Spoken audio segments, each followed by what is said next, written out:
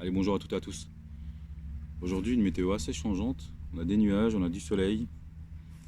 Il fait froid, mais c'est comme ça, il va falloir faire avec. Comme le frelon asiatique, il va falloir faire avec. Aujourd'hui, il est bien installé en Franche-Comté. Et voilà, j'ai entendu beaucoup de gens dire que dans un nid de frelons, il y a à peu près 2000 individus, etc. etc. En réalité, c'est pas vraiment vrai. C'est même bien plus que ça.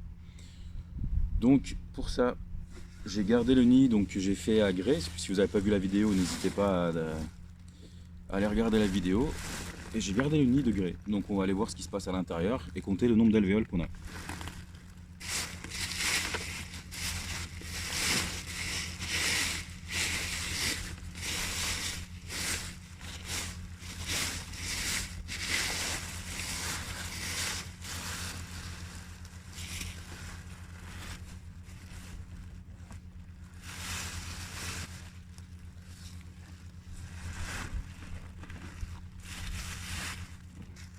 Donc voilà le nid qu'on avait pris sur le grès. Donc ce nid a été traité le 22 novembre, pour rappel.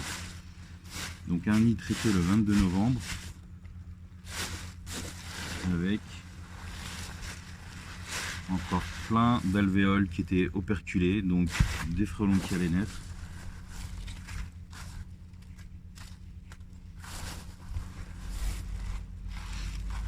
Voilà, encore une fois.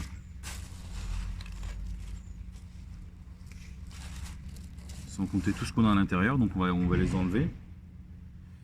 On va enlever tous les étages. On va essayer de faire ça proprement. Et ça reste du solide. Hein. Comme vous avez pu le voir dans d'autres vidéos, ça reste du solide. Donc regardez cette magnifique. Donc là, il y a ma main. Là, on a bien 40 cm de large.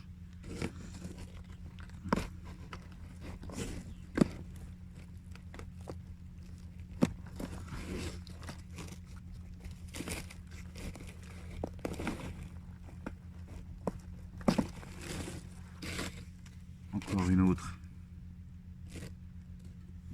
belle, un joli étage. Et le dernier étage qu'on a ici. Donc on n'a rien d'autre après. Non, donc voilà. Là, on a le dernier étage. Avec des jolis petits frelons.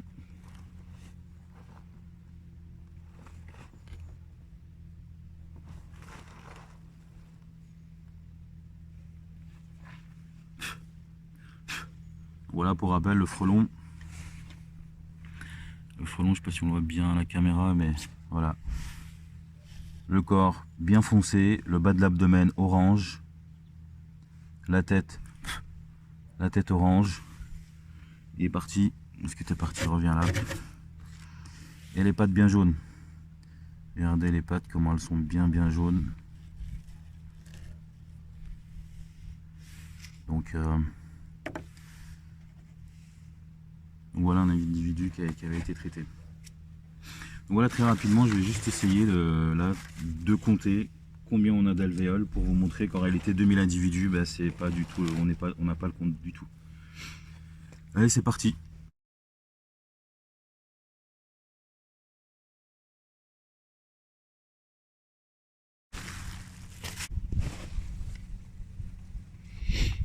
Donc nous revoilà après le calcul.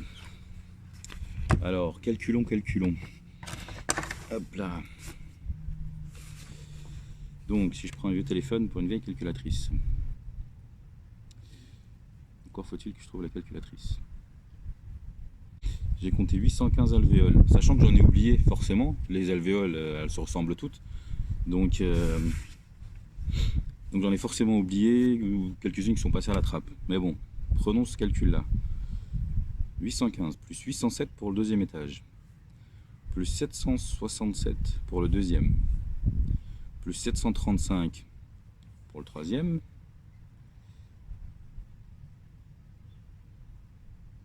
pour le quatrième, 735 pour le quatrième, et 487 pour le cinquième, ce qui nous fait 3611. Sachant que j'ai pas compté le tout dernier étage qui était assez petit, dans lequel il y avait des larves, mais voilà, je pense qu'en fin de saison, elles n'auraient pas éclos à mon avis. Mais donc voilà, on est à 3611. Donc si la reine pond une seule fois, ça fait 3611 individus. Sachant que la reine va pondre plusieurs fois dans les alvéoles, si on prend une moyenne de 3 fois,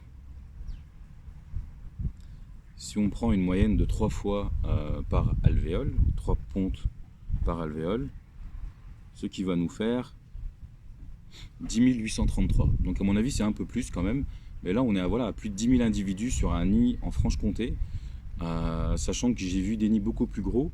Mais voilà, 10 800 individus sur un nid en Franche-Comté, c'est bien plus que les 2000 annoncés. 10 000 individus qui peuvent ravager une ruche en quelques heures, qui font beaucoup de mal à notre écosystème, à notre biodiversité. Pour